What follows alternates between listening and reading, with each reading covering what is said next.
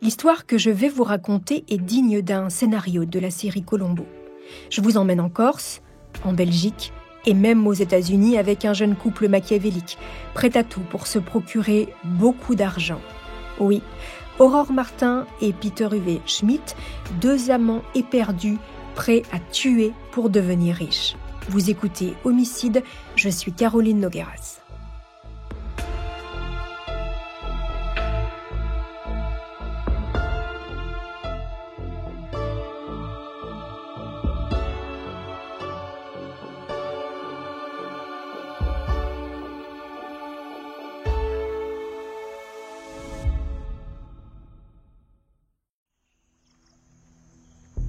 « 29 août 1992. Il est un peu plus de minuit sur la route qui longe le canal de Nimy-Blaton dans la région de Charleroi, en Belgique. Il fait nuit noire, tout est calme quand soudain une voiture arrive en trombe. La Mazda MX-5 grise roule vite, très vite, trop vite. Elle finit sa course folle en passant par-dessus bord.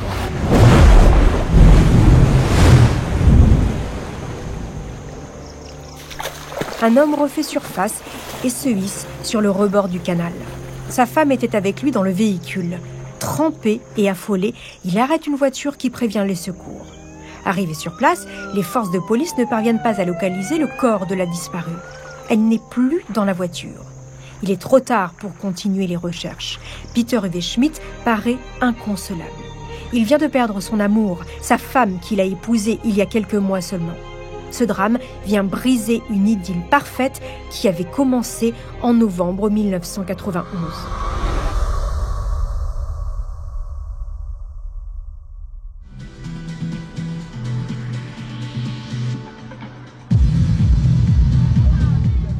Ursula Deschamps a 20 ans quand elle croise pour la première fois le regard de Peter, de 2 ans son aîné. La rencontre a lieu dans la boîte de nuit à la mode, la Dooding à Brandballeux, à 20 km de Bruxelles. Ursula est étudiante à l'école internationale, elle est jeune, jolie et pleine de vie. Peter Uwe Schmidt est sous-officier allemand, affecté au commandement des forces de l'OTAN en Europe. Il est très beau, un corps de statue grecque et le sourire ravageur des stars du cinéma hollywoodien. Entre les deux, c'est le coup de foudre. Quelques mois plus tard, en février 1992, le couple se dit oui à la mairie de Waterloo. Sur les clichés qui suivent la cérémonie, ils sont radieux. Peter, veste rose pastel, grimpe avec agilité sur une statue devant l'admiration de sa jeune épouse. Le bonheur, quoi. Sauf que, bah oui, vous le savez maintenant, les contes de fées n'existent pas. Très vite, Ursula déchante. Uwe Schmidt n'est plus le prince charmant des débuts. Il a des aventures. Elle l'a surpris avec une fille dans le lit conjugal. Elle claque la porte. Il la rattrape. Ils se réconcilient, mais le cœur n'y est plus et le couple va mal. Schmidt est souvent absent. Et quand il est là, il est colérique, secret et taciturne. Et puis, il est violent. Il pique des crises homériques, comme la fois où Ursula a touché à ses affaires. Ursula prévient sa famille. Elle veut divorcer. Et elle ajoute avoir découvert une importante somme d'argent dans un placard qu'elle avait interdiction d'ouvrir. Ursula confie à sa sœur Gladys que Peter magouille. Un soir, après une dispute de trop, elle décide de quitter le domicile conjugal de Waterloo. Le temps de se retourner, elle trouve refuge chez un ex-petit ami à Bruxelles. Quelques semaines plus tard, elle est convoquée par la police dans le cadre d'une enquête sur son mari. Uwe Schmidt est suspecté d'arnaque à l'assurance sur sa propre voiture. Les voitures, c'est le péché mignon du bonhomme.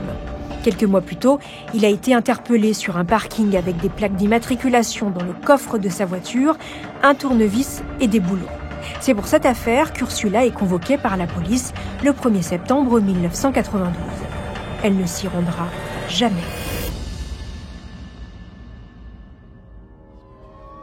Le 29 août, elle est portée disparue. Son corps sera repêché 2 jours plus tard. Interrogé après le drame, Peter Uwe Schmidt raconte l'accident. Il est convaincant. Sa version. Ursula et lui voulaient se donner une nouvelle chance. Il n'était plus question de divorcer. Comment sa voiture a fini dans le canal ? Eh bien, il explique qu'il voulait donner à sa femme une leçon de conduite. Il était au volant pour rejoindre une zone déserte. Schmitt raconte avoir mal apprécié la distance entre la route et le bord de l'eau. Après avoir plongé dans le canal, il a réussi à s'extirper du véhicule. Il a replongé pour tenter de sauver Ursula. Il a effleuré sa main sans réussir à l'attraper. Anéantie, la famille Deschamps ne croit pas à la thèse de Schmitt, mais la justice ne peut que conclure à l'accident. En 1993, Uwe Schmitt est condamné à 4 mois de prison avec sursis pour homicide involontaire. Voilà, fin de l'histoire. Vous vous attendiez à autre chose ? Eh bien, ça arrive, les accidents. Vous savez combien de gens meurent chaque année dans des accidents de la route ? Des tas. Tenez, 3 ans plus tard, 10 mai 1995, je vous emmène cette fois-ci en Corse. L'île de beauté, ses plages paradisiaques, son eau transparente, ses petits villages typiques. Une voiture circule sur la route de Reveillata dans la baie de Calvi. À son bord, Aurore et Marc, un couple de jeunes mariés belges venus pour son voyage de noces. Le couple vient dîner à Calvi au restaurant L'Île Rousse. Au menu, du vin, des sourires, des promesses d'amour éternel. Avant de rentrer à leur hôtel, les amoureux décident de faire un crochet par la chapelle de Notre-Dame de la Serra. Perchée sur la colline dont elle porte le nom, la chapelle de Notre-Dame de la Serra a été érigée en 1479. 15 ans après, elle est détruite par les Anglais lors du siège de l'île. Elle sera reconstruite en 1850 et 1860 sur les ruines de l'ancien sanctuaire. Juste à côté, il y a un énorme rocher sur lequel se trouve la statue de la Vierge. Les bras ouverts, elle semble protéger Calvi. La légende de Notre-Dame de la Serra dit que si vous y venez avec l'être cher, vous assurez à votre union longévité. La légende plaît à Aurore, qui veut absolument s'y rendre. Sur place, Aurore et Marc prennent des photos et admirent le coucher du soleil sur la baie de Calvi. Ils choisissent même les prénoms de leurs futurs enfants.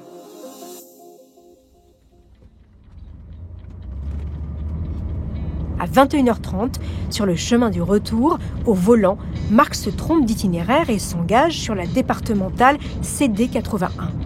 Sur la presqu'île de Reveillata, le panorama est à couper le souffle. Mais la route est escarpée, à flanc de colline. Et de nuit, il faut vraiment être du coin. On l'appelle la route aux 300 virages. La voiture tente un demi-tour avant de plonger dans le ravin.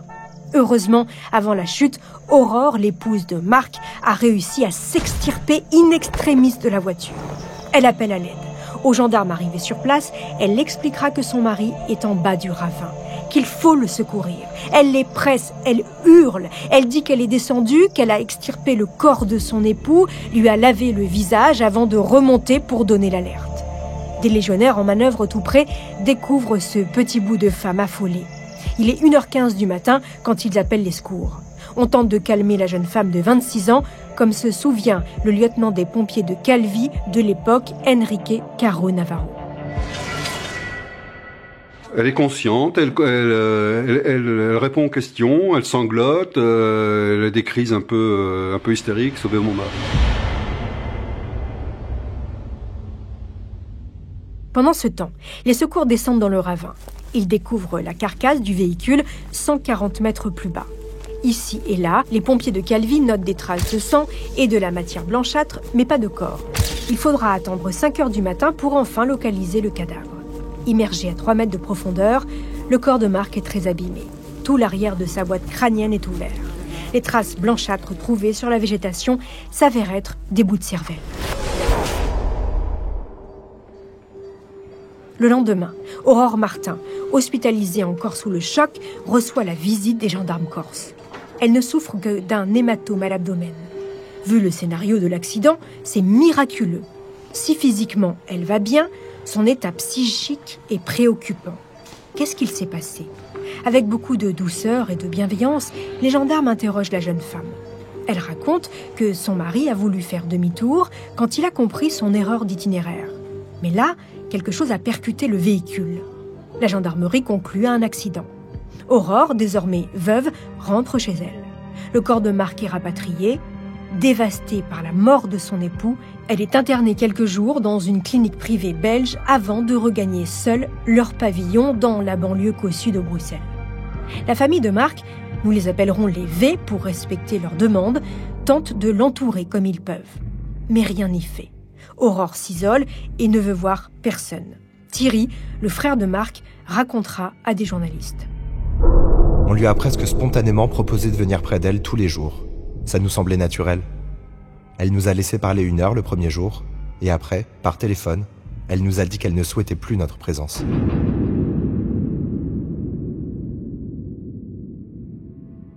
C'est dans ce contexte tendu que Marc est inhumé. La préparation des obsèques donne lieu à une passe d'armes entre, d'un côté, les parents du défunt et de l'autre, sa veuve. Cette dernière l'affirme. Marc voulait être incinéré. Il lui aurait dit pendant leur voyage de noces. Drôle de conversation pour une lune de miel. Les vœux tiennent bon. Il en est hors de question et finissent par obtenir gain de cause.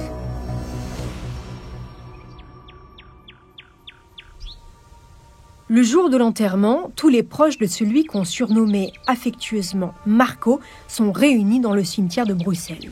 La peine et l'affliction se lisent sur les visages de tous. Avant la fin de la cérémonie, Aurore explose en larmes et quitte précipitamment les lieux. Roland Machart, un des avocats des parents de la victime, racontera plus tard devant les caméras de Affaires classées diffusées en 2009.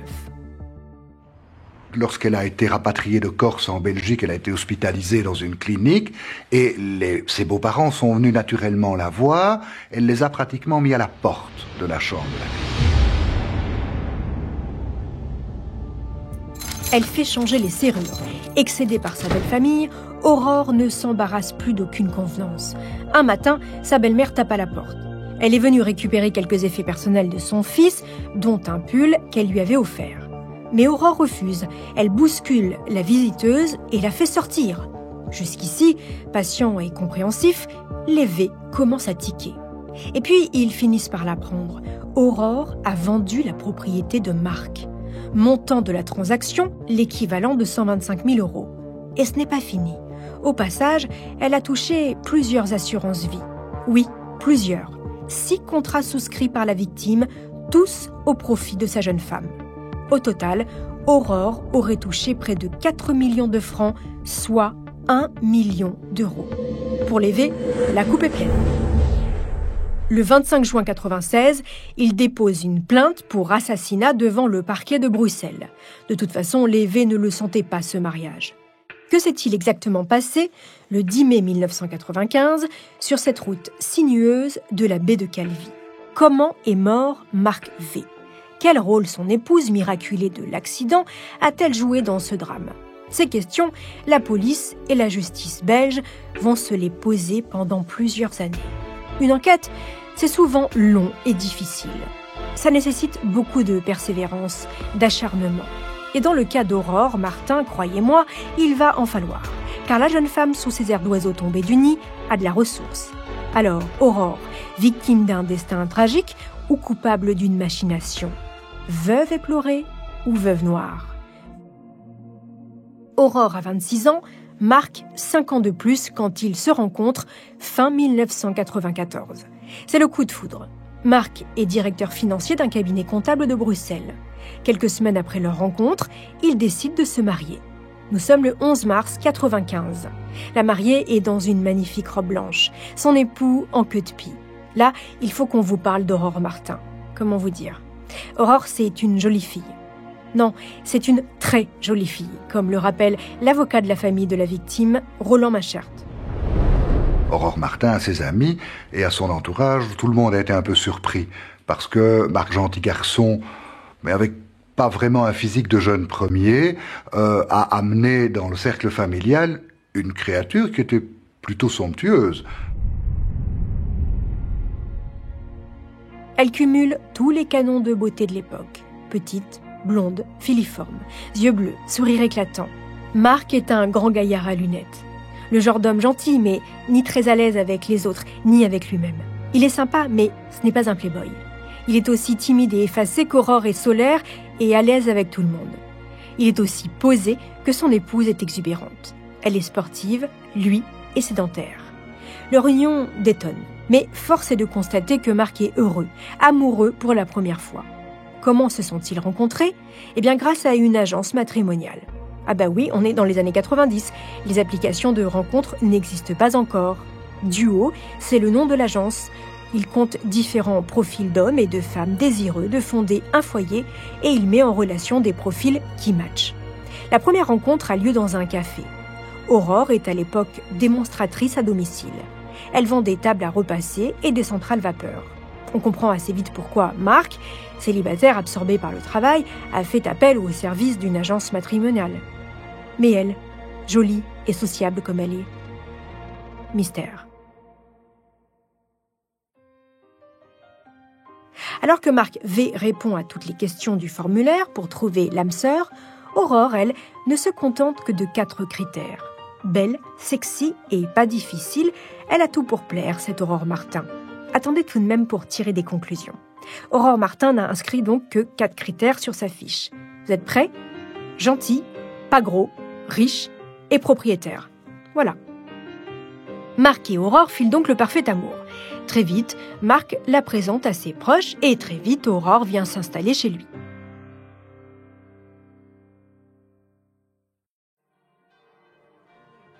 Le 11 mars 1995, Aurore et Marc se disent oui. Quelques semaines auparavant, pressé par sa fiancée, Marc a mis la moitié de sa maison au nom de celle qu'il va épouser. Il n'y voit pas malice. Le jour J, toute la famille V est là. Du côté d'Aurore, il n'y a personne. Ah si, sa sœur jumelle. Ses parents sont morts. Et puis non, ils ne sont pas morts en fait. Ils sont fâchés avec elle. Elle vient d'une famille très riche, mais les relations sont compliquées.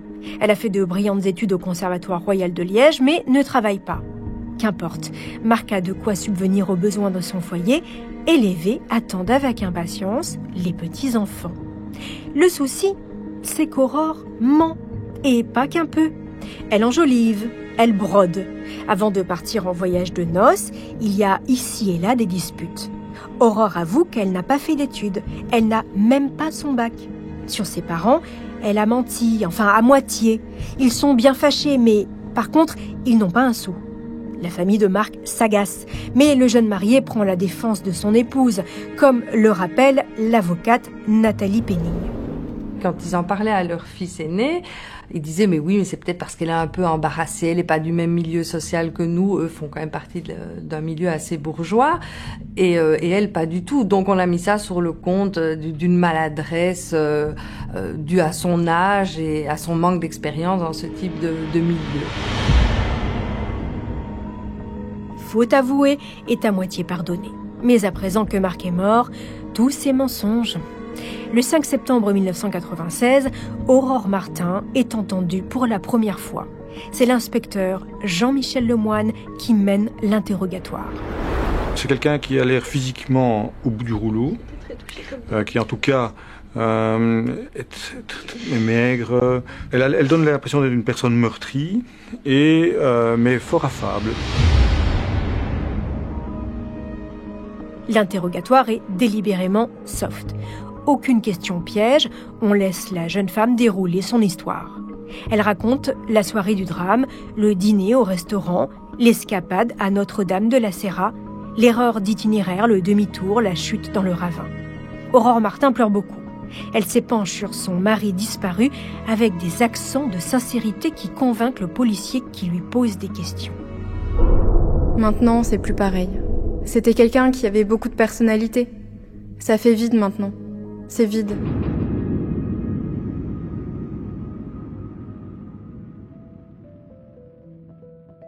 Pour tenter d'y voir plus clair, les enquêteurs se plongent dans la vie de la jeune veuve. Aurore Martin voit le jour le 25 août 1969 à Verviers, en Belgique. Elle a une sœur jumelle et une sœur cadette. Elle a 12 ans quand ses parents se séparent. Sa mère part vivre en Allemagne et sort quasi définitivement de sa vie.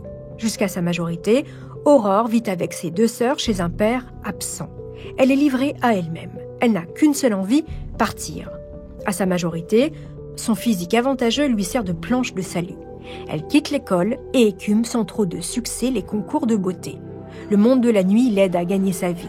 Elle devient entraîneuse de bars à Liège. Elle pousse les clients à consommer donc dans des bars hors de prix qui flirtent avec la prostitution. Très vite, elle tombe dans la prostitution justement. Aurore vend ses charmes via le réseau Escort Service. Et puis, elle rentre dans le droit chemin et rencontre Marc. La suite, vous la connaissez. À ce niveau de l'enquête, les policiers belges piétinent.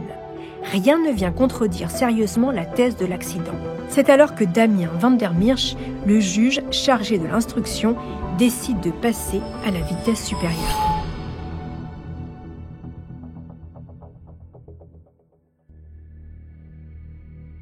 Le 8 octobre 1996, le corps de Marc V est exhumé du cimetière. Le rapport des médecins légistes est sans appel. Une plaie béante de 12 cm est observée sur la boîte crânienne de la victime qui a également plusieurs côtes fracturées. Mais, anomalie, l'autopsie n'a révélé aucun hématome. Quand vous prenez un coup ou que vous vous faites une fracture, il y a obligatoirement épanchement de sang autour du point d'impact. Cela se matérialise sur la peau par la présence d'hématomes. S'il n'y a pas d'hématome, c'est que, selon les experts, ces plaies ont été provoquées post-mortem.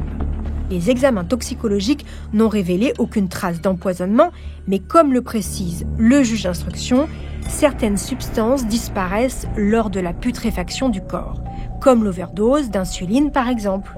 Car, détail important, Marc était diabétique. Aurore suivait au quotidien le traitement de son époux. Et si elle avait modifié les doses ? L'autopsie fait l'effet d'une bombe. La presse belge se délecte de ce rebondissement inattendu.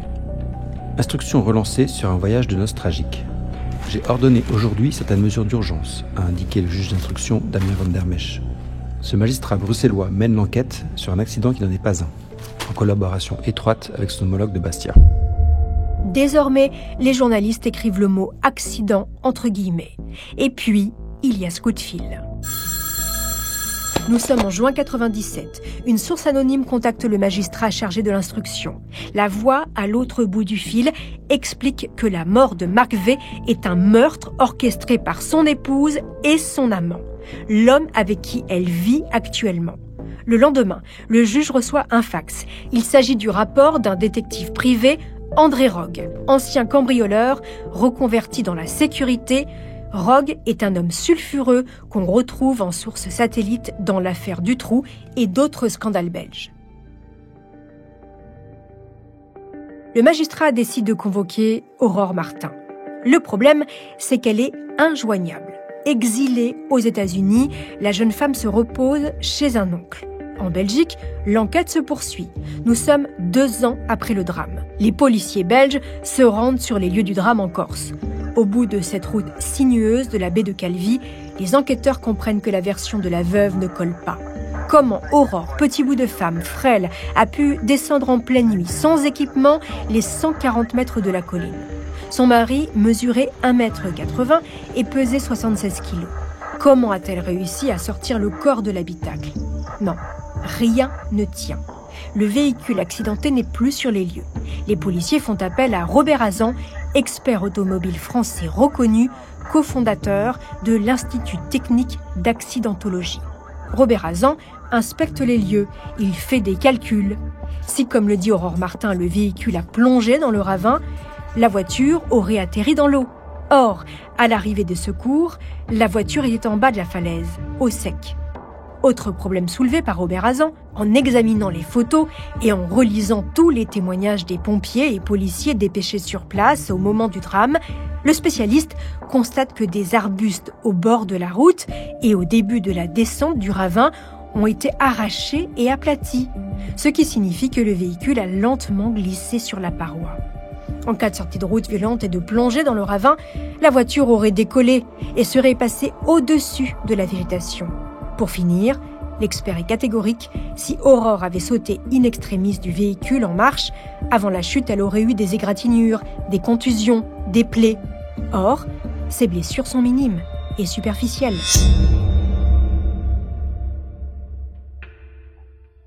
Le juge lance un mandat d'arrêt international contre Aurore Martin et l'homme qui partage sa vie depuis qu'elle est exilée outre-Atlantique. Et cet homme, bien sûr, c'est... Non, je vous raconterai tout ça dans le 3e épisode de cette série, Les Amants diaboliques belges.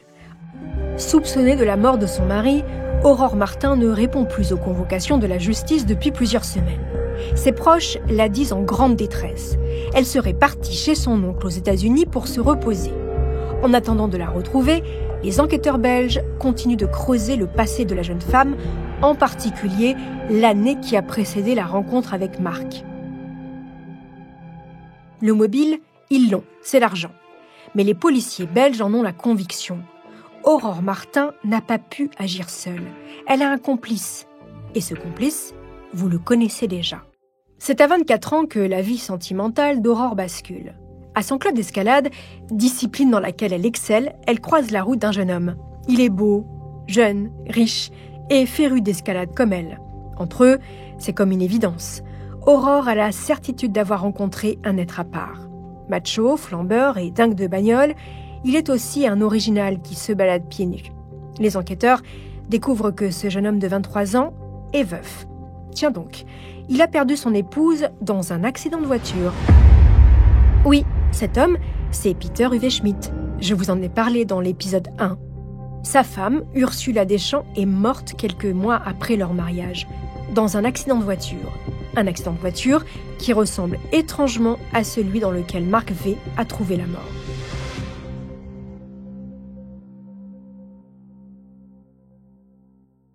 Le 17 juin 1995, dans le journal Le Soir, on peut lire « 2 morts suspectes et 2 veufs en fuite. Le papa de la jeune fille de Waterloo n'a jamais cru à l'accident.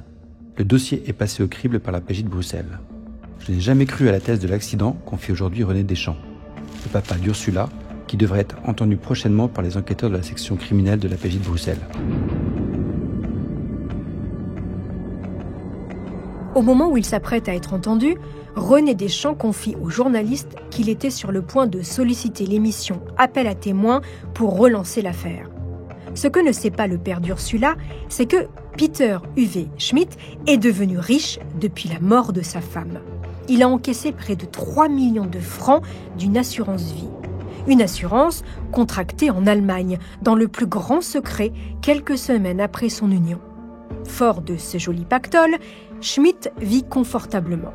C'est là qu'il croise la route d'Aurore Martin. L'idylle va durer 1 an. Depuis début 1994, ils prennent des routes différentes. Aurore décide de s'inscrire dans une agence matrimoniale. Elle fait la connaissance de Marc, et puis la suite, vous la connaissez.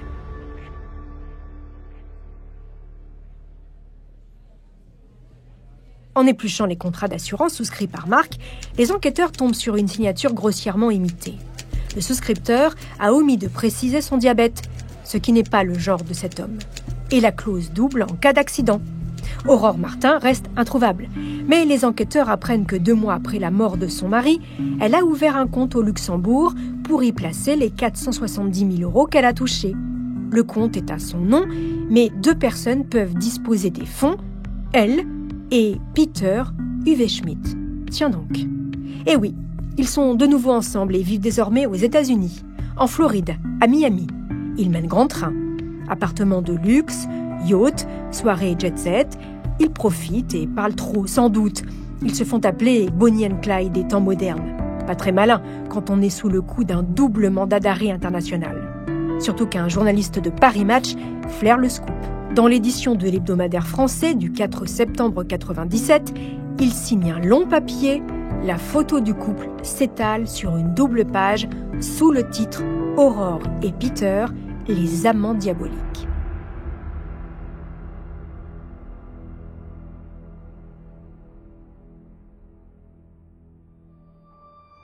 C'est la fin de l'exil doré. Le couple bascule dans la clandestinité. Fini la grande vie. Il se cache dans des motels et change d'apparence. Lui se laisse pousser la barbe et porte des lunettes. Elle se teint les cheveux, ne pèse plus que 40 kilos et multiplie les opérations de chirurgie esthétique. Elle est méconnaissable. Par précaution, ils se sont fait faire des faux papiers. Ils ne téléphonent plus que dans des cabines publiques et vivent avec du cash pour éviter d'être localisés. Seulement voilà, le FBI est à leur trousse. Et en novembre 1997, le couple diabolique est retrouvé. En sortant d'une cabine téléphonique, Peter est interpellé. Il a sur lui une arme et une importante somme d'argent liquide qu'il va proposer aux agents américains venus l'appréhender. Sa compagne sera arrêtée 2 jours plus tard. Ces arrestations tardives interviennent in extremis. En effet, Selon le journal Le Soir du 5 décembre de la même année, le couple voulait récidiver. Le journaliste qui signe le papier écrit « Un dossier transmis par la justice belge aux juridictions de Miami fait état d'indices et de témoignages indiquant que le couple préparait un nouveau coup. Aurore Martin aurait envoyé une lettre à sa sœur jumelle où elle écrivait « Nous en trouverons un aussi laid que Marc, et il n'y aura pas de problème. » Aurore avait même repéré un milliardaire américain résident de Miami. Une nouvelle femme devait entrer dans la combine. Tous deux détenus dans une prison américaine, les amants diaboliques vont multiplier les recours pour éviter l'extradition vers la Belgique et ça va marcher pendant 9 mois. Comment est-ce possible ? La réponse dans l'édition du 15 juillet 1998 du journal Le Parisien. Schmitt et Martin disposent encore de suffisamment d'argent pour se payer des avocats de renom. Depuis 9 mois, ceux-ci ont utilisé tout l'arsenal juridique américain pour retarder l'extradition de leurs clients. Ils ont même envoyé en Belgique Steven Sessler, l'ex-shérif de Miami devenu détective privé, pour tenter d'amener devant le juge Brown des témoins favorables aux accusés. Devant le juge, Sessler s'est plaint du peu de coopération de la police belge. Et pour cause, celle-ci le surveillait dans ses moindres déplacements, prête à l'arrêter s'il osait proposer de l'argent à des témoins.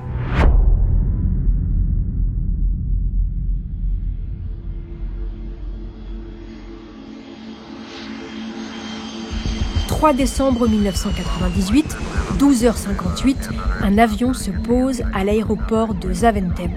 À son bord, menottés, Peter Uwe Schmitt et Aurore Martin. Sur le tarmac, des dizaines de véhicules de police. Incarcérés dès leur arrivée, le couple est interrogé. Aurore décide de faire valoir son droit au silence. À chaque fois qu'elle parle, tout joue contre elle. Elle préfère donc se taire. Peter, lui, parle mais pour dire n'importe quoi. Il multiplie les versions. Il gagne du temps et ça marche car il le sait. Les enquêteurs n'ont aucune preuve qu'il était en Corse au moment de la mort de Marc V. Au printemps 95, Peter est skipper sur des voiliers dans la Méditerranée. Rien ne prouve qu'il était sur l'île de Beauté au moment des faits. Mais un témoignage va tout faire basculer.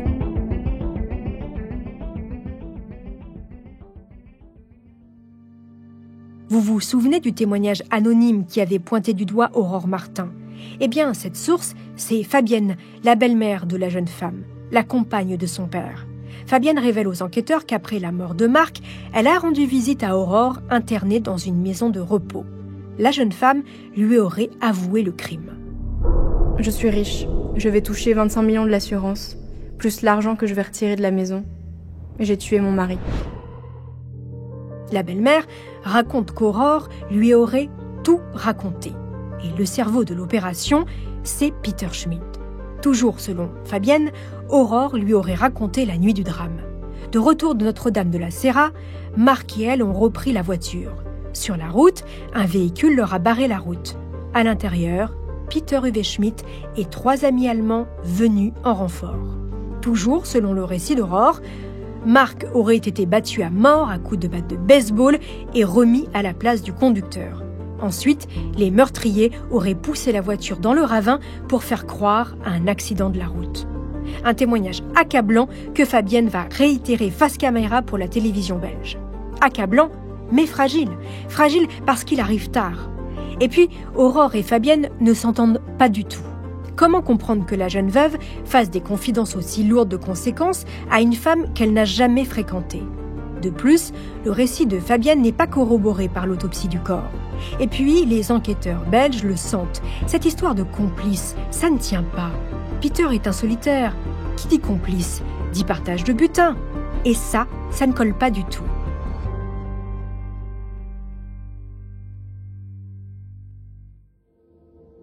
En Allemagne, la perquisition chez le frère de Peter Schmitt donne des résultats bien plus probants.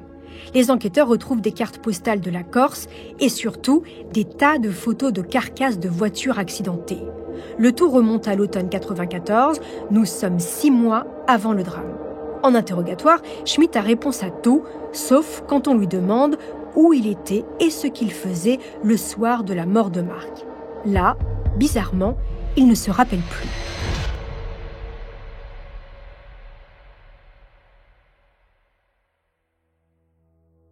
16 juin 1999. Ceux que la presse surnomme les amants diaboliques sont extraits de leurs cellules respectives en pleine nuit pour une reconstitution. Une reconstitution réalisée aux abords de l'aéroport de Bruxelles et qui sera filmée par les enquêteurs. À l'image infrarouge, nous sommes de nuit, Aurore Martin a l'air perdue. Elle s'installe sur le siège passager. Au volant, un policier joue le rôle de Marc. Les tests commencent. La voiture roule lentement, pas plus de 30-35 km/h. Aurore doit ouvrir la portière en marche, comme elle dit l'avoir fait le soir du drame, pour s'extraire de la voiture. Elle n'y arrive pas.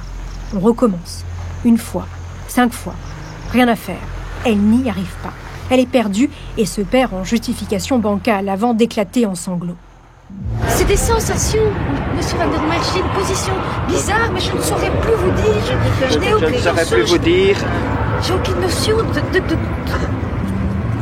que je puisse expliquer. Je ne sais pas. Je ne sais pas, j'ai aucune notion. On essaye encore 10 fois. Laissez-moi s'il vous plaît 2 minutes, s'il vous plaît. Laissez-moi 2 minutes sortir. Je ne vais pas m'évader, je ne vais pas aller nulle part. Je veux qu'on me laisse 5 minutes tranquille. Et quand Aurore craque, vous savez vers qui elle se tourne ? Elle se tourne vers Peter Schmidt. Tendez bien l'oreille. Ça veut dire vous faire une coupe et quand même la voiture, les pneus sont allez pas. Oui, donc vous voulez que l'angle soit un peu moins fort. Je veux dire. Oui, vous avez bien entendu. Uwe Schmidt interpelle les enquêteurs. Il parlemente, il pinaille, discute angle de la route, axe de caméra. Il va même jusqu'à demander à ce qu'on refasse certaines prises. Rien ne prouve qu'il était là le soir du drame, mais une chose est sûre, ces deux-là sont liés. Ça tombe bien, c'est ensemble qu'ils vont affronter la cour d'assises de Bruxelles. C'est ce que je vous raconterai dans le dernier épisode avec mon invitée Gladys Deschamps, la sœur d'Ursula Deschamps, la femme de Peter Uwe Schmidt, morte elle aussi dans un accident de la route. Le 10 septembre 2001 s'ouvre devant la cour d'assises de Bruxelles le procès que toute la Belgique attend. Marc V est mort depuis 6 ans. Les débats doivent durer 2 semaines. 2 semaines pour savoir si Aurore Martin et Peter Uwe Schmidt ont commandité la mort de Marc V. Et surtout, tenter de comprendre les circonstances de sa mort. Quant au décès d'Ursula Deschamps, la jeune femme de Peter, elle planera au-dessus des débats. Mais Peter Schmidt, déjà condamné pour homicide involontaire, le sait, il ne peut pas être rejugé pour les mêmes faits. Gladys Deschamps, la sœur d'Ursula, est notre invitée dans ce dernier épisode. Elle nous racontera comment elle a vécu ce procès. Chemisier blanc, gilet en laine bleue, cheveux tirés dans une queue de cheval, Aurore Martin n'est plus que l'ombre d'elle-même. Une épaisse frange lui mange le visage émacié. Elle n'a que 32 ans, mais en paraît 50. Les joues creusées, la bouche constamment déformée, elle pleure beaucoup et ne cesse de répéter « Qu'est-ce que je fais là ?» À l'autre extrémité du box, Peter Uwe Schmidt, 31 ans. Lui, il est toujours aussi magnétique. Alors, certes, il n'a plus la carrure athlétique de ses 20 ans, mais son allure est impeccable. Il toise la salle et ne se dérobe à aucun regard. Aurore baisse la tête, pas lui.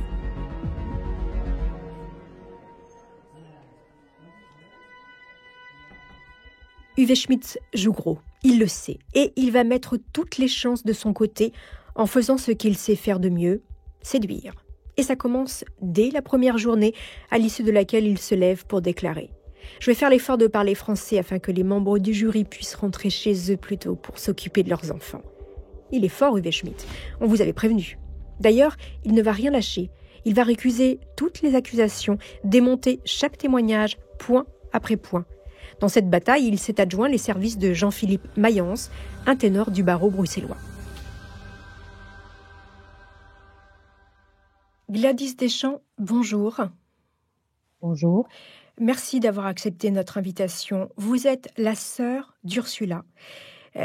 Gladys, qu'est-ce que vous ressentez au moment où vous voyez Peter Uwe Schmidt entrer dans le box des accusés au moment du procès ? Vous ne l'avez pas vu depuis 8 ans. Est-ce que vous le trouvez différent de l'homme que vous avez connu à l'époque ? Bien évidemment, 8 ans après, c'est sûr qu'il a un petit peu vieilli. Mais sinon, c'est toujours la même personne, assez froide, sûre de lui. Mon ressenti, c'est du mépris, de la haine. Voilà, c'est vraiment mon ressenti que pour moi, c'est un monstre. Bien sûr. Alors bien sûr, à ce procès, on ne juge pas Uwe Schmitz pour la mort de votre sœur. Il a déjà été jugé, il a été reconnu coupable d'homicide involontaire. Donc, de votre côté, vous et votre famille, qu'attendez-vous de ce procès en septembre 2001 ?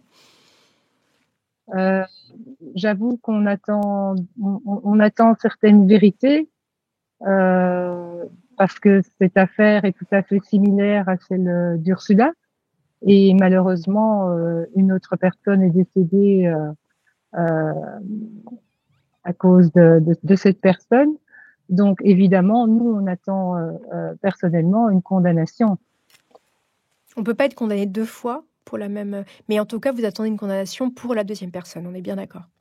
Tout à fait, tout à fait. Oui, bien sûr. On est allé en cour de cassation. On a bien compris que malheureusement, une affaire jugée ne peut pas être jugée, en tout cas en Belgique. Donc, c'est clair que on attend qu'ils prennent malheureusement pour l'autre histoire. C'est ça. On va revenir un petit peu sur votre sœur. Très vite après son mariage, votre sœur vous confie ses doutes et son intention de partir. L'accident, vous et vos proches, bien sûr, n'y croyez pas dès le début. Pourquoi ? Dès le début, pourquoi ? Parce que Ursula donc nous annonce qu'elle veut divorcer, qu'elle a vu une facette de son mari qui lui plaît pas, et elle nous annonce aussi que le lundi, elle est attendue au Chez, à la police du Chez, pour être entendue dans une histoire de trafic de voitures.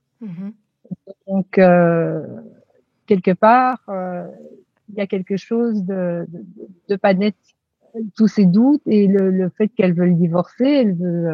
Je pense qu'elle a malheureusement découvert que son mari n'était pas ce qu'il était. Bien sûr, mais vous, est-ce que vous aviez des doutes quand elle était avec lui ? Oui, sur sa sincérité, parce que du jour au lendemain, quand il s'est marié avec elle, c'est devenu un autre personnage. C'est vraiment devenu Dr. Jekyll et Mr. Hyde. Ah oui. Il avait un double visage, cette personne.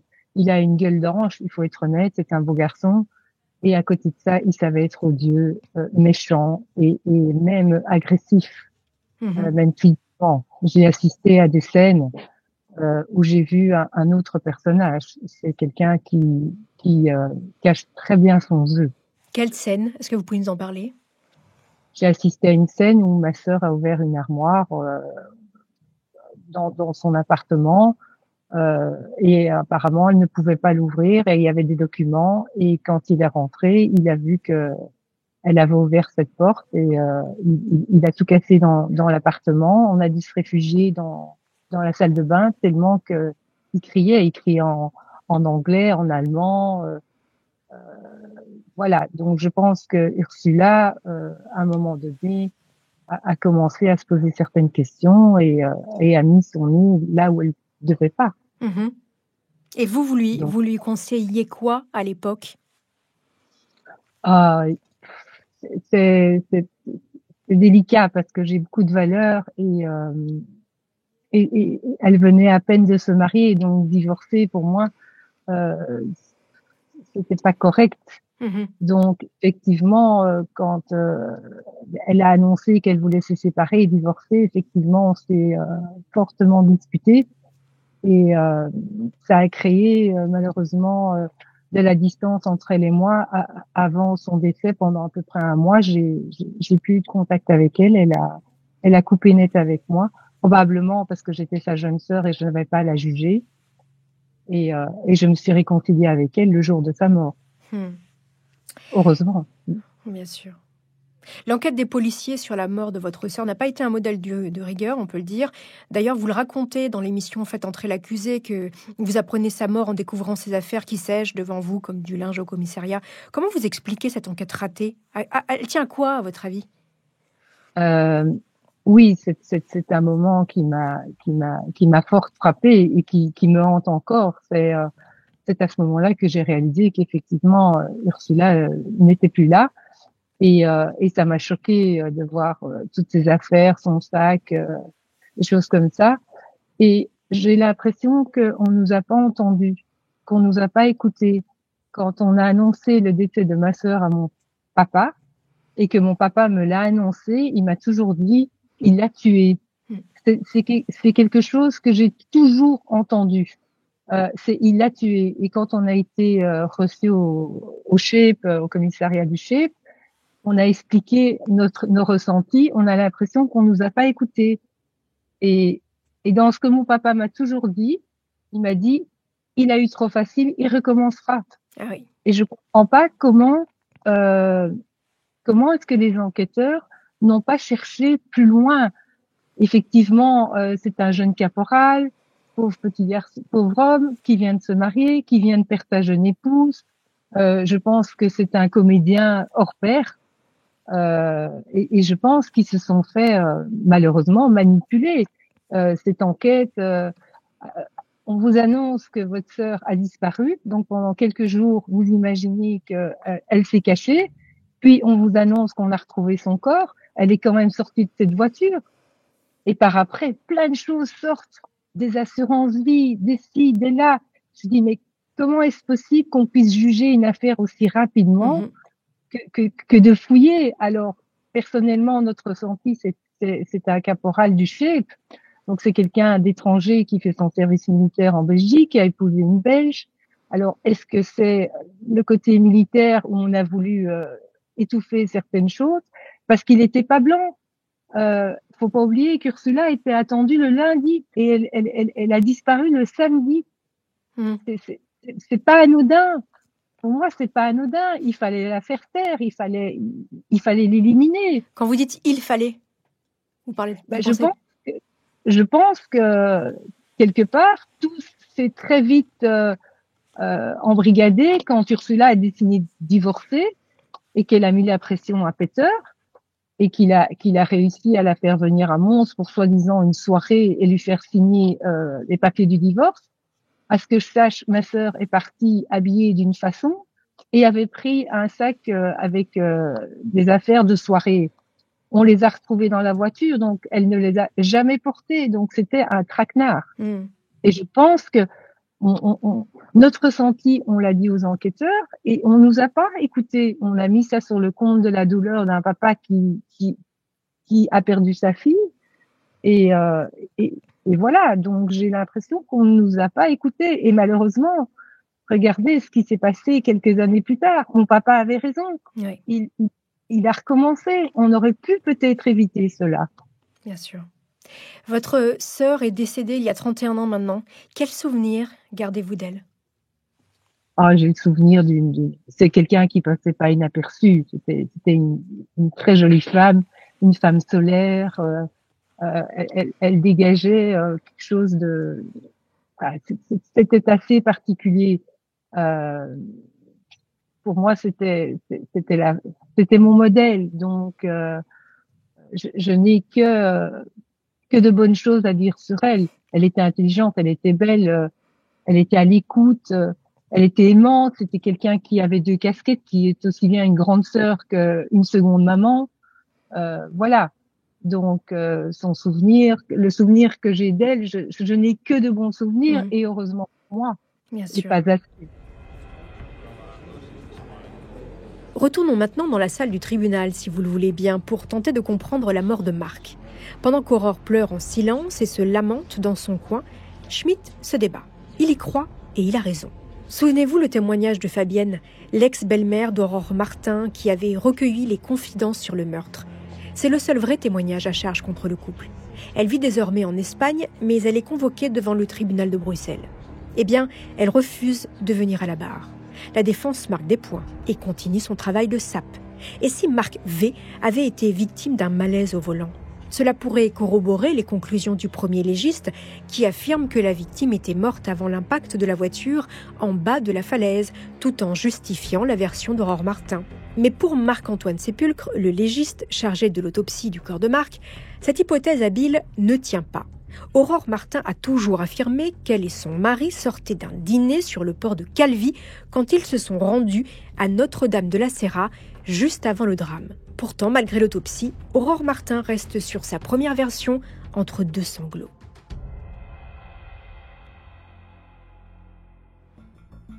Au 5e jour des débats, les experts psychologues déposent à la barre. Les détails de la personnalité des deux accusés sont repris dans le quotidien Dernière Heure. Peter Uwe Schmidt présente un comportement psychopathique asocial, incapable d'empathie et d'émotion. Pour Aurore Martin, les avis convergent vers une personnalité névrotique hystérique, qui réagit à l'angoisse par des mimiques et des pleurs. Mais aucun des experts ne peut dire si cette forme de théâtralisation est jouée consciemment ou est totalement spontanée. Et puis vient le témoignage du père d'Aurore. On se dit qu'il va faire amende honorable et qu'on va peut-être trouver des circonstances atténuantes à l'accusé. Une enfance brisée par le départ de sa mère et l'inconsistance d'un père qui l'a laissé livrer à elle-même.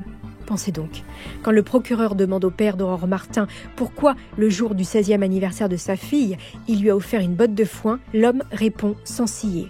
Parce que bête a mangé du foin, voilà. Cette enfance sera mise en avant par la défense d'Aurore Martin au moment des plaidoiries, tout comme l'absence de preuves contre la jeune femme. Mais ça ne changera rien. Il n'aura fallu au juré que 2 heures pour délibérer. Aurore Martin et Peter Uwe Schmidt sont reconnus coupables du meurtre de Marc V. Aurore est condamnée à 15 ans de réclusion, Schmidt à 20 ans. Des peines auxquelles il faut soustraire les 4 ans de préventive déjà effectués. Gladys Deschamps, pour terminer, la mort de votre sœur a plané sur le 2e procès de Schmidt et Aurore Martin. Elle était clairement dans tous les esprits. Il est condamné à 20 ans. Avez-vous la conviction que la mort de votre sœur a fait pencher la balance dans les débats sur la mort de Marc V, comme on l'appelle ? Oui, j'ai l'impression qu'effectivement, que tout le battement médiatique quand cette histoire est sortie, évidemment, on a relié Peter Uwe Schmidt à Ursula de Champs, et je pense que tout ce battage médiatique, effectivement, qui a été fait dans les journaux, dans nos interviews, dans tout ça, a fait basculer la balance. Pourquoi ? Parce que c'est quand j'étais au procès et que j'écoutais le procès de Peter Uwe Schmidt par rapport à Van Beers, ils avaient très peu d'éléments. C'est quelqu'un qui était presque un fantôme dans cette histoire, parce qu'il apparaît nulle part. On se doute bien qu'Aurore Martin n'a pas fait ça toute seule. Et je pense très sincèrement qu'effectivement, oui.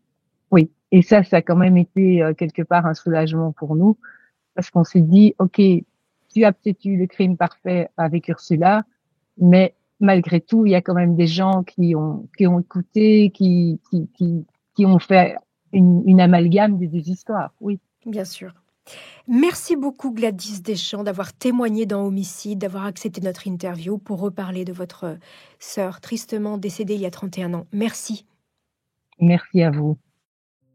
À l'annonce du verdict, les avocats de la défense accusent le coup. Du côté de la partie civile, le clan V respire enfin. Dans le quotidien belge, Dernière Heure du 26 septembre 2001, on peut lire: c'est une longue attente qui arrive enfin à son terme. L'aboutissement d'années d'efforts de la part des enquêteurs et de nos avocats. Justice est faite, conclut sobrement Robert V, les yeux embués. En février 2006, Aurore Martin bénéficie d'un régime de semi-liberté. Employée à mi-temps dans un centre culturel, elle y donne des cours d'alphabétisation. Dans le quotidien, toujours Dernière Heure, Irène Braun, directrice du centre, explique: elle nous donne entière satisfaction. D'ailleurs, ses élèves sont contents d'elle. Après ses heures de cours, la jeune femme retrouve sa sœur jumelle.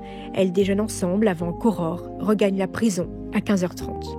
En mai 2007, avec le jeu des remises de peine, Aurore Martin est libérée.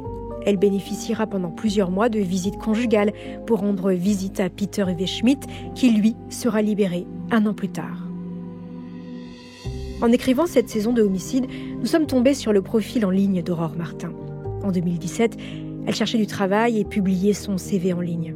Pour se décrire, celle qui a alors 48 ans et n'a pas d'enfant précise avoir eu un parcours de vie atypique. Elle écrit ceci: je suis tenace, courageuse et à l'écoute. Ma soif d'apprendre et ma capacité d'adaptation me permettent de me dépasser et d'évoluer en toutes circonstances.